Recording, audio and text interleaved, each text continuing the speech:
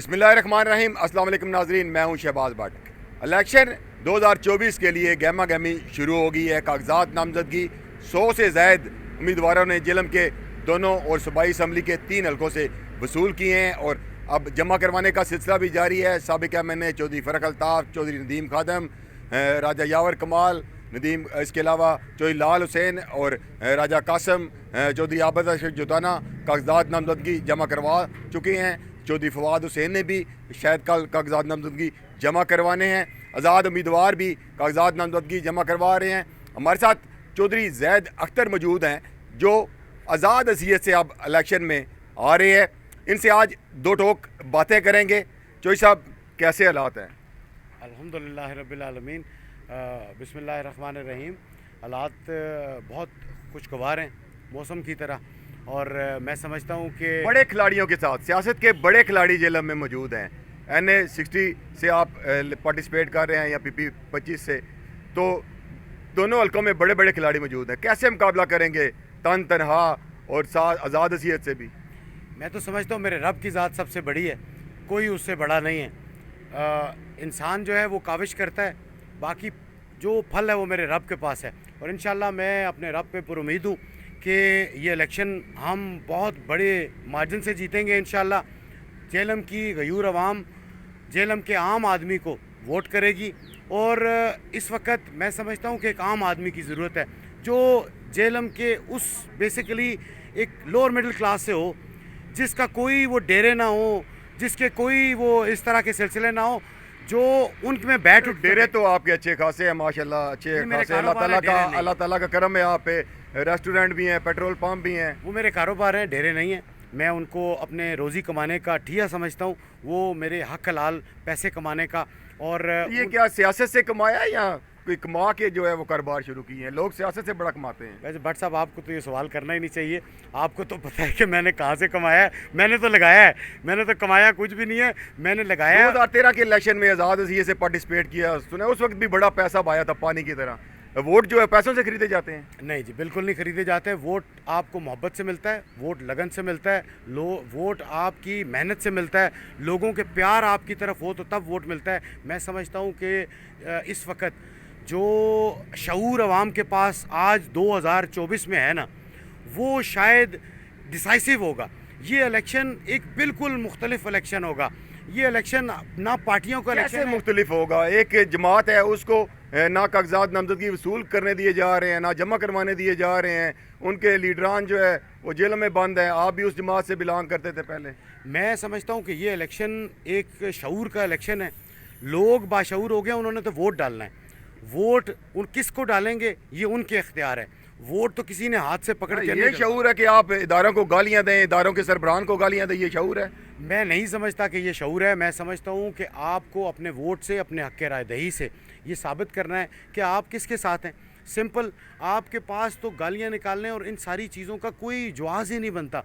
आपके पास एक पावर है जिसको वोट की पावर कहते हैं। आप हिस्सा थे उस जमात का जिसपे आप लोग कहते हैं जी कि खान साहब ने बदतमीज़ कर दी है नौजवानों को। आप भी तो हिस्सा थे उसके। आपने भी लोगों को, नौजवानों को जो है वो गलत रास्ता दिखाया है। आपने वैसे मुझे कभी बदतमीज़ी करते देखा?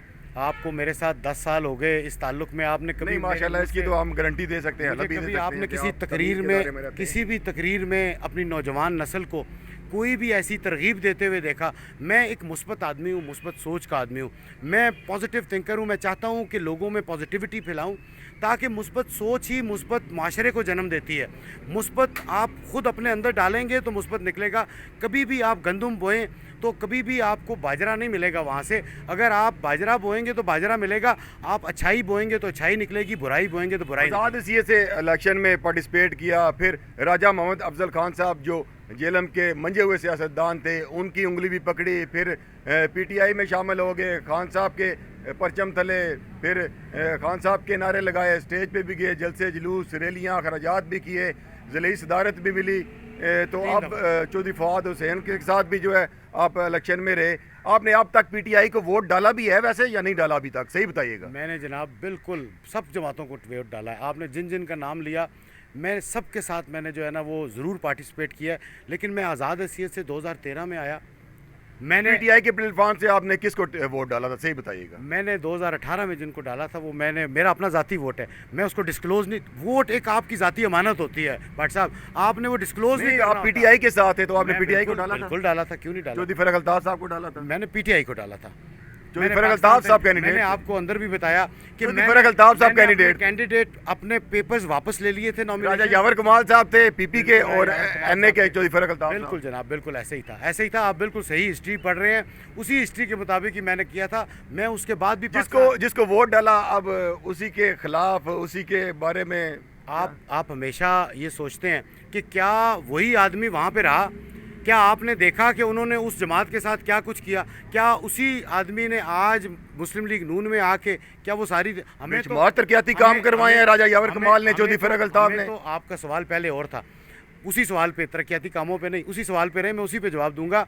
मैं आज भी ये कहता हूँ कि हमारी पार्टी ने उस दिन भी गलत फैसला किया था, मौरूसियत को तकवीयत दी थी, और मैंने इसी मौरूसियत की तकवीयत के ऊपर जब दोबारा चौधरी राजा यावर कमाल तो पहली दफ़ा आए थे, चौधरी फोक शहरबाज को जब टिकट दिया, मुझे कंप्लीट तो कर लें आप, वो अपने अल्फाज मेरे मुंह में नहीं डाल सकते, मेरे मुंह में दो टोक बातें हों। मैं भी दो टोक बातें ही करूँगा, मैं आप अपने अल्फाज किसी सूरत नहीं डाल सकते।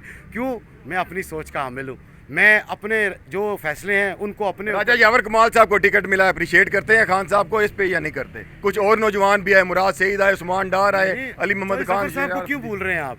तो जफर साहब को भी नाम लेना, उनका जफर साहब भी आए, उनको भूल चुके हैं आप। राजा शाहनवाज भी आए, वो भी नहीं, जो जफर साहब भी एक आम आदमी थे, उनको भी टिकट मिला, आप उनका भी नाम ले रहा हूँ मैं। नहीं, आपने लेट लिया, मेरे कहने के बाद लिया, याद नहीं रहते। मैं वो पाकिस्तान लेवल पे चला गया था ना, शरियार अफरीदी चले, चौधरी जफर साहब, राजा यावर कमाल, राजा शाहनवाज, चले मेरा लेवल जेलम का है भट्ट साहब, मैं जेलम पे रहूंगा। हमने जेलम की तरक्की के लिए काम करना है, हमने जेलम को सामने रख के काम करना है। मुझे इन पार्टियों पीटीआई के दौरे हुकूमत में तरक्याती काम नहीं हुए, मुझे पार्टियों में पीटीआई तरक्की के लिए काम करना है, तो जेलम की तरक्की के लिए काम नहीं हुआ, आप समझते हैं? मैं समझता हूँ कि वो काम जो नौजवान नस्ल के लिए होने चाहिए थे, वो काम, स्कूल अपग्रेड हुए हैं, हॉस्पिटल्स में डॉक्टर्स की भर्तियां हुई हैं। अगर मुझे जवाब देने देंगे तो मैं कंप्लीट करूंगा, अगर आप अपना सवाल ही खुद बीच में करेंगे मेरे जवाब के दरमियान में, तो फिर आप जवाब भी दे दें, सवाल भी आप कर लें, दोनों चीज़ें अगर आप करेंगे तो फिर अच्छा, फिर ठीक है। अब आप ये देखें कि तरक्याती काम अगर आप सिर्फ सड़कें, नालियाँ और वो गलियां बनाने को कहते हैं, तो मैं आपके साथ एग्री करता हूं, क्योंकि आप उसी सोच को सिर्फ जो है ना वो तकवीयत दे रहे हैं। मैं चाहता हूं कि अगर डेवलपमेंट हो तो हमारे इस शहर में, हमारे यहाँ पे कोई नया कारोबारी सेंटर खुले, हमारे यहाँ पे इंडस्ट्रियल एरिया है, हमारे ये दरिया की जो कॉर्नर है इसके ऊपर कोई यहाँ पे फूड का सेंटर बने, एक वो ऐसी फूड स्ट्रीट हो जहाँ पे गरीब आदमी जाके अपना ठिया लगाए। हमारे ये जो ठिए बाहर सिविल लाइन पे पड़े हैं, ये कहीं इनको जगह मिले, जो गरीब आदमी है जो रक्षा चलाता है उसकी को सुनवाई हो। मैं चाहता हूँ कि गरीब आदमी का बच्चा उसी स्कूल में पढ़े जहाँ पे आपका और मेरा बच्चा पढ़ाने की। आपकी बातें बिल्कुल ठीक है, 110% दुरुस्त हैं, लेकिन लोग हमने देखे अमूमन नालियों, गलियों, सड़कों, अस्पतालों और इसके अलावा देखते हैं कि जो गमी खुशी में शरीक होता है उसको वोट ज़्यादा करते हैं, उसको तरजीह करते हैं। क्या कहते हैं? ज़रूरी है, आप अपने वोटर के साथ ज़रूर शामिल होना चाहिए, मैं इसके बिल्कुल अगेंस्ट नहीं हूँ। अपने वोटर के साथ लिंक रहने का ये एक बहुत बड़ा तरीका है। आप एक शादी में जाते हैं तो कम से कम 500-700 लोगों से मिलते हैं, वही लोग हैं जो आपके वोटर हैं, उनके मसाइल आपको कोई फरिश्ता तो नहीं आएगा बताने के लिए। ये शऊर, ये जो बातें आज आप कर रहे हैं, मैं समझ सकता हूँ, मैं जान सकता हूँ कि क्या ये इमरान खान का शऊर दिया गया जो आप आज ये ऐसी बातें कर रहे हैं। इंसान ज़िंदगी में सीखता है, मेरे ख्याल के मुताबिक ये जो दुनिया है ये क्लासरूम है, हर मिलने वाला आपका उस्ताद है। आप एक शागिर्द पैदा हुए हैं, एज अ स्टूडेंट पैदा हुए हैं, स्टूडेंट ही मर जाना है। मैंने हर किसी से सीखा, मैं आज आपसे भी सीख रहा हूँ, मैं हर लम्हे सीखने वाला हूँ। मुझे ये शौक़ है कि मैं तालिबे इल्म हूँ और मुझे इल्म हासिल करने का शौक़ है। मैं हर किसी से इल्म हासिल करता हूँ, जहाँ से अच्छाई मिले अच्छाई का सबक लेता हूँ, जहाँ से बुराई देखूँ वो बुराई ना करने का सबक हासिल करता हूँ उस बुरे आदमी से। तो मैंने हर किसी से सबक सीखा है। मेरी ज़िंदगी तालिबे इल्म होने की हैसियत से गुजर रही है और गुजरती रहेगी इंशाल्लाह। खान साहब का जेलम में एक जलसा होता है, आप स्टेज की जीनत बनते हैं, दूसरा जलसा होता है आपकी चेयर लगी होती है, नदीम अफजल बंटी साहब की चेयर लगी होती है और आप बाइकाट कर देते हैं, आप जलसे में नहीं आते। मैं गलत आपकी इन्फॉर्मेशन है, मैं वहाँ पे मौजूद था, मैंने तमाम जलसे खान साहब के अटेंड किए हैं, मैंने पार्टिसिपेट किया है। मैंने उसमें आखिरी जलसा जो जिसको आपने नाकाम करार दिया? नहीं, मैंने नहीं नाकाम दिया था, मैं उसमें मौजूद था। आपकी गलतफहमी है, वो जो हुआ था वो सारे लोग थे जिनका आप नाम ले रहे हैं, वो भी हमारे भाई हैं, उनकी अपनी रिजर्वेशन होंगी, उनके अपने कोई सिलसिले होंगे। मैं देखें किसी को यहाँ पे डिग्रेड करने के लिए नहीं आया, मैं किसी को नीचा दिखाने के लिए नहीं आया, मैं सिर्फ जेलम की आवाज़ बन के आया हूँ कि जेलम को बाहर निकलना है, जेलम को अब ये फैसला करना है कि क्या आपने बंदा उसी मौरूसियत में से लेना है, क्या आपने एक आम आदमी में से अपने में से चुनना है। अगर आपने आम आदमी में से चुनना है तो उसको आम आदमी के मसाइल पता होंगे। अगर सियासतदानों को टिकट नहीं मिलेंगे, आप मरूसियत की बात कर रहे हैं, तो फिर जो जमात देख रहे हैं नून लीग में नवाज शरीफ, शहबाज शरीफ, हमजा शहबाज, मरीम नवाज और दीगर जमातों में भी हैं, लेकिन चेयरमैन पीटीआई के साथ तो ना ने उनको उन्होंने अपनी बहन को चेयरमैन बनाया है, ना कोई टिकट दे रहे हैं। आप फिर वो नेशनल लेवल पे चले जाते हैं। ओवरऑल बात कर रहा हूँ नहीं, मैं डिस्ट्रिक्ट की बात कर रहा हूँ, मेरे अपने डिस्ट्रिक्ट से गर्ज है, मैं जेलम का नुमाइंदा हूँ, मुझे जेलम में रहने दें। वो जो नेशनल लेवल है, आप अगर मुंतखब हो जाते हैं, कोई ना कोई जमात असम्बली में जाके डिसाइड करनी होती है किस तरफ जाना है, आज़ाद हैसियत ही बरकरार रखेंगे अगर अल्लाह ने आपको मौका दिया, या फिर किसी जमात को ज्वाइन करेंगे। इंशाल्लाह पहले ये फैसला हो जाए कि हम जीतते हैं, ये बाकी फ़ैसले उसके बाद इंशाल्लाह करेंगे। सबसे पहले तो हम इलेक्शन कैंपेन के लिए तैयार हैं, हम इलेक्शन कैंपेन करें, अपनी आवाम के पास जाएं, फिर जो फ़ैसला करेंगे जेलम की बेहतरी से करेंगे, जेलम की आवाम की मशावरत से करेंगे और जेलम की आवाम की बेहतरी और उनकी डेवलपमेंट के लिए करेंगे, उनके बच्चों के आने वाले नस्ल की बेहतरी के लिए इंशाल्लाह। आपने प्रेस कॉन्फ्रेंस की चेयरमैन पीटीआई के खिलाफ, बड़ी दबंग किस्म की प्रेस कॉन्फ्रेंस थी, बड़ी हाईलाइट हुई थी, उसको मैंने भी रिपोर्ट किया था। उसमें आपने खान को रॉन्ग नंबर करार दिया था, तो क्या समझते हैं कि खान वाकई रॉन्ग नंबर है? मैंने उस वक़्त भी ये कहा था कि दो चीज़ें मैं अपनी पार्टी से सवाल करता हूँ, दो चीज़ें सिर्फ। क्या हमने प्रचार मौरूसियत के ख़ात्मे का किया?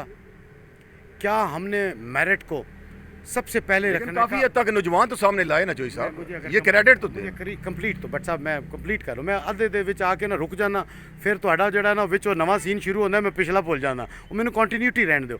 वो कंटिन्यूटी पता है क्या है कि मेरे दिल में जो चीज़ होती है ना वो बिल्कुल एज इट इज़ आती है।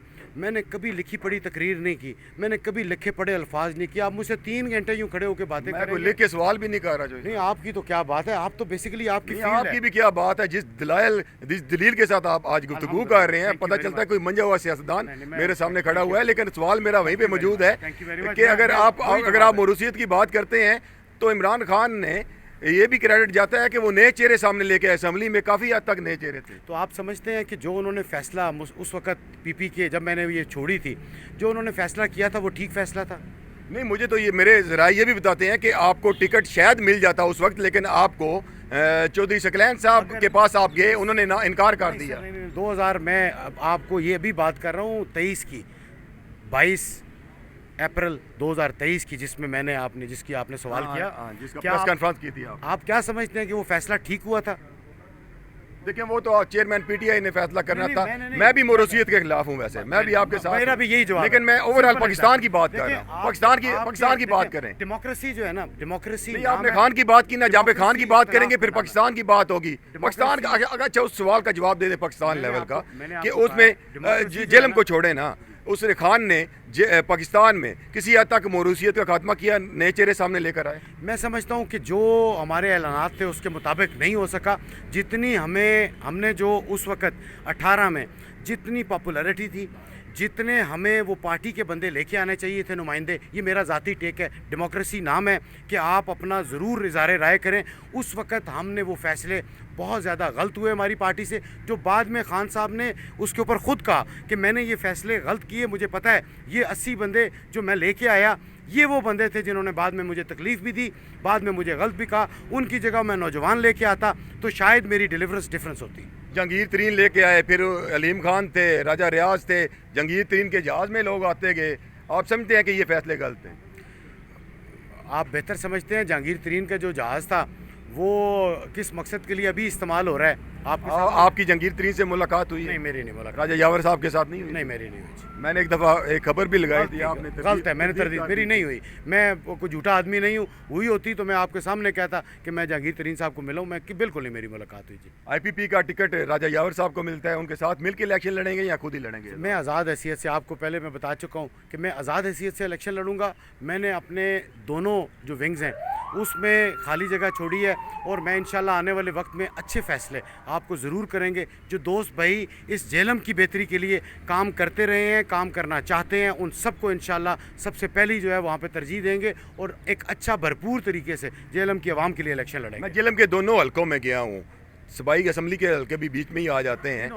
तो लोग जो है वो इमरान खान के अलावा, बल्ले के निशान के अलावा कोई बात करना पसंद ही नहीं करते। ज़्यादातर 80% जो लोग हैं, मैं क्या कैसे जाएंगे फिर? मुश्किल नहीं हो जाएगा? फैसला आवाम पे है। मैं कुछ पहले उसकी जो है ना फोरकास्ट तो नहीं दे सकता। आप माशाल्लाह साफ़ी हैं, आप तीनों हल्कों सूबाई के दोनों हल्कों एमएनए में फिरे हैं। मैंने भी थोड़ा सा काम जो है वो इस पूरे ज़िले में लिल्ला से पिंड मत्ते खान तक किया हुआ है। मैं भी अपनी कुछ सोच रखता हूँ, इसीलिए मैं जो है वो लोगों के पास कोई सवाल करने के लिए आया हूँ। मेरा दिल ये कहता है मेरे रब की जो है वो अनायत हो, मेरे रब का साथ हो तो इंशाल्लाह भरपूर तरीके से ये इलेक्शन जीतेंगे इंशाल्लाह, एक बहुत बड़ी लीड से। मुझे यकीन है ये झेलम की आवाम, मैं ये आपकी तवस्सुत से ये दोबारा कहता हूँ कि ये झेलम की आवाम एक आम आदमी को चुनेगी, एक उनकी परेशानी समझने वाले को चुनेगी और इंशाल्लाह झेलम की तरक्की होगी और हम मिल के झेलम को एक अच्छी राह पे गामजन करेंगे। जो हो सका वो ज़रूर इंशाल्लाह करेंगे। आप समझते हैं, आखिरी सवाल है मेरा, कि पीटीआई के जो कारकुनान हैं उनकी हमदर्दियाँ आपके साथ होंगी और वो आपको जो है वो वोट करेंगे? मेरा ख्याल है कि झेलम के तमाम आवाम की, वो किसी भी पार्टी से हो, मैं किसी भी एक पार्टी को नहीं कहता, तमाम पार्टी के लोग मेरे साथ ज़रूर एक भाई होने की हैसियत से, एक ऐसा आम आदमी होने की हैसियत से, एक उनके दिलों में राज करने वाले की हैसियत से इंशाल्लाह मुझे वोट करेंगे। किसी पार्टी के सिंबल पे वोट नहीं करेंगे। जो इजाज़ अख्तर साहब की आपने गुफ्तगू सुनी जी, आज़ाद हैसियत से अब सियासी मैदान में आ रहे हैं, पीटीआई से वाबस्ता थे, इससे पहले राजा मोहम्मद अफजल खान के साथ भी कुछ वक्त गुजारा। अब देखते हैं कि अवाम इनको किस हद तक पसंद करती है, कितने वोट देती है, लेकिन ये फ़ैसला 8 फरवरी को होगा।